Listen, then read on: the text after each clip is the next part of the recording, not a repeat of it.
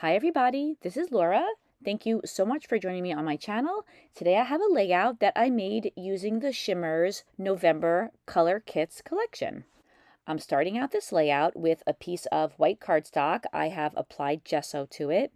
I used my ruler and I drew a line diagonally with a pencil. I'm going to have half of the layout covered by pattern paper, and then the other half I'm going to have some mixed media and embellishments. The mixed media is going to go on the lower right-hand side, and I'm going to have the pattern paper on the upper left-hand side. I'm using a Ranger Archival Ink in coffee, and I'm using a few different stamps that I have in my stash. One is a script stamp. I have another one that looks kind of like a fabric texture, and then the third one is a grid stamp. To me, it kind of looks like a screen. I'm trying the stamps out on the side I know is going to get covered up just to make sure that they look the way that I think they're going to look before putting them down on the layout. I used the Archival ink so that when I added sprays on top of the stamping that it wouldn't disrupt or smear the stamping. Here I'm using a Vibez called Cherry Christmas with the packaging technique. I just love adding color to the page like that. It just creates a random look I can't seem to create any other way. Now I'm adding a Shimmerz called Christmas Cheer. This is a pretty golden color. This is a little bit of a thicker paint, so for the packaging technique, I add a little bit of water to it to help spread it around. After I added the Christmas cheer color using the packaging technique, I watered it down a little bit and I used my brush to add some splatters, especially along the outer edge of that area of color that I have on the layout. And then I did the same thing with the Cherry Christmas Vibez. I added a few splatters of that over that larger area of color. Then I used a paper towel to lift up some of the color, added a few more splatters, and then I was thinking I really need to add a little bit more of that color to the whole area. So I once again used the packaging technique. I'm building up the color. It just makes the color more intense when there are several layers on top of each other. I then allow the background to dry. I do end up adding quite a bit more to it, but at this point I think that it's complete. So I take a number of the elements that I'm going to use on the page. These were all fussy cut from the pattern papers that were in the November kit, and I ink the edges of them with some Distress Oxide in aged mahogany. Once the background had dried, I decided that I was going to go back into it and do a little bit more work. I sprinkled some water over the top, and that lifted up a little bit of the color. Sometimes this technique lifts up a lot of color, sometimes a little. In this case, it did lift up some of the color, but it was a very subtle effect. On some of the larger areas of color, you could see a hint of a water droplet effect. I wanted the stamping to look a little bit darker. I found that I had a Staz On Ink in royal purple, which I thought was a great complement to the colors that are in this kit. And I used those same stamps that I used before, and I added some stamping in that purplish color. Now I'm adding a little bit more paint. I realized that since the scale of those leaves and flowers was large, I had to have the color extended a little bit further across the page. So I went back in with the Shimmerz Christmas Cheer and added a little bit more along the edge of the area of color. I also wanted to add more splatters, so I used my small paintbrush, I watered down the paint, and now I'm adding a number of splatters really just to the edge of where I have the color. When the background was dry, I introduced a new stamp.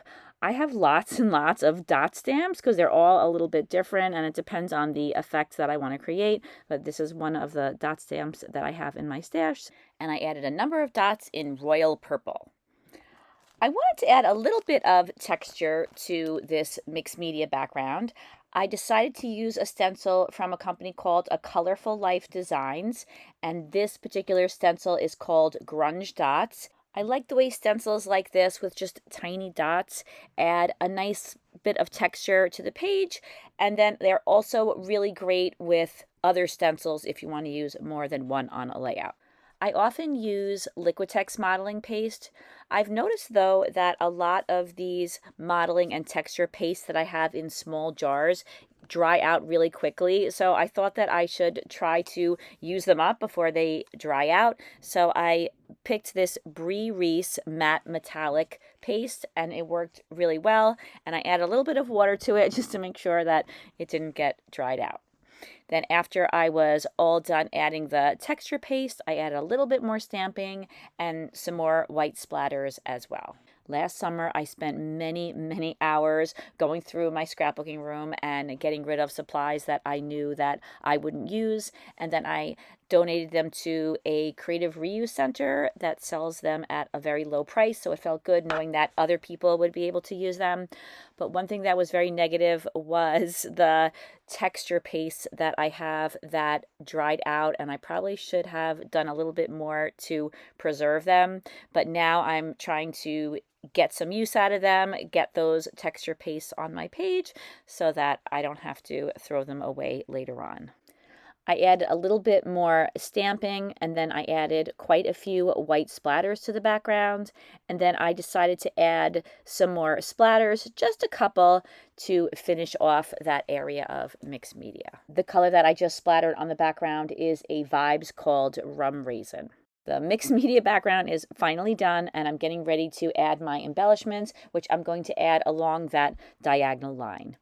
Earlier, I had inked the edges of all of these fussy cut pieces with some Distress Oxide in aged mahogany, but then I decided that I was going to go over them with some Distress ink in black soot. I just thought that that would help to make them pop up off the background a little bit more, give them a little bit more contrast with the mixed media background. I really like this pattern paper that I'm using on the top part of the layout. I cut it on a diagonal. I thought that it was perfect because it was a nice subtle print, but I had used the paper before. I had fussy cut something out of the other side, and so you could see there's a little bit of the paper missing on the upper right hand side, but I do fix that a little bit later. It gets covered up so you won't see it. I just thought that this was the perfect paper, and I thought that I could definitely find a way to work around that. I arranged all of those large leaves and florals along the diagonal of the layout, and then I used some adhesive and attached them down. I really don't know the names of a lot of flowers, so I'm not really sure what they're called, but I liked these flowers that I'm working with now. There were a couple of them that were on the sheet that I fussy cut out, so I have 2 of them arranged along that diagonal. Now that I have all of the embellishments arranged along that diagonal, I thought that it would be a good time to attach down the piece of pattern paper at the top. I'm hoping to totally cover up the area where that piece of paper is cut out with some embellishments later on. I thought that I would use a scrap of paper to fill in that spot for now. And then I inked the edges with both of those inks, the Distress Oxide in aged mahogany and the Distress ink in black soot, so that it would match the rest of the page. Then I used a lot of adhesive to attach that down to the mixed media paper. Then, because I have so much adhesive on that paper, I tried to make sure that it was perfectly lined up before I pressed it down, because I know from experience that it's very hard to pry those pieces of paper back up again. I had 2 really pretty pink flowers that I think really brightened up the diagonal strip of embellishments. So I tucked those in between the flowers that were already there. I added a branch on the lower part of the layout. And then there were a few seeds and branches that I also tucked into that diagonal in different places. I moved a couple of embellishments around in that cluster. I didn't include all of the footage because I was fussing around with that for quite a while. Now I'm going to begin working on adding my photo to the page. I have a photo of my 2 daughters that I was taken on Thanksgiving, mounted on some white cardstock, and then I'm mounting it again on this piece of pattern paper. I think that this paper matches really well with all the embellishments that I have on the diagonal. I'm going to place the photo in the upper left-hand corner, just slightly overlapping with the diagonal of embellishments. I wanted to add some foam behind the photo to give it a little bit of dimension, so I added another piece of white cardstock to the back of the photo cluster just to give it a little bit more strength. I inked the edges of the pattern paper that I put behind the photo, and then I grabbed some scraps of foam that I had in my stash, and I'm going to try to use up whatever scraps I can. And now the whole back of the photo is covered in various little scraps of foam. I'm going to add some adhesive to it and place it on the layout. I put the photo in place and then I press it down. Now I'm going to make a cluster at the bottom where I can put my title. For the title, I'm using a sticker from the November color kits that says "Give Thanks." I put some adhesive on the back and then I attach it down to that same pattern paper I used to mat my photo. I wanted to have a small border of that darker color so that the title would contrast with all of the other embellishments that I'm going to layer behind it. I liked this pumpkin, but it was very light in color, so I thought that even though I wanted to use it, I would use some other embellishments that were a little bit more colorful so that the title would have lots of color, just like the other areas of the layout. So I chose some acorns and some leaves, and I'm going to layer all of those things between the title and the pumpkin. First, though, I wanted to give the title a little bit of dimension. So I used some more of the foam scraps and I popped up the title, "Give Thanks." I made a huge dent in that large pile of little tiny scraps that I had. And then I began tucking the embellishments between those layers. I started tucking the leaves between the two layers. I also had those orange acorns. I really like those. But then I wanted to add a little bit of gesso to the background. There were some areas that I just didn't like the way that they looked, so I used a little bit of gesso to clean up that part of the layout. And then I added 2 tags. These were also included in the kits. They are plain white tags. You could do a lot of things to them. I decided to just include them as is. And then I went back to working on that cluster. There was a bluish pumpkin that I thought looked super cool, so I included that on the right-hand side of the cluster, and then I also added in a pine cone on the left. I added some green leaves by the tags, not just to embellish that area, but also so that the leaves could camouflage the area where I have the cutout piece over there. I'm going to add a small cluster in the upper left-hand corner, so I put a die cut there to start it out, and now I'm adding a few more leaves to it. I also added a third flower that has the yellowish petals to the diagonal. There were already 2, and I think the third kind of finished off that look. I also added that red fox to the layout. I wasn't sure if it was too brightly colored since it was the only item on the page that was that deep color of orange, but I really liked it, so I decided that I was going to keep it there. I added a little bit more to the title cluster, a few more leaves, and then I attached it down to the lower right-hand corner, and then I began building up that cluster that I have in the upper left-hand corner. And I think that that cluster helps to balance off the one in the lower right-hand corner.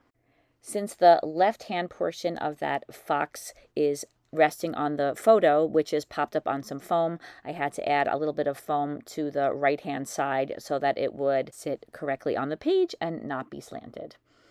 I know I say this in the majority of my videos, but I love adding photo corners to my layouts, so I used my EK Success scalloped photo corner punch. I inked the edges, and then I attached a photo corner down to 3 of the 4 corners. That last corner is covered up by the embellishment cluster. After I attached down the photo corners, I continued working on the cluster in the upper left-hand corner. I added another die cut.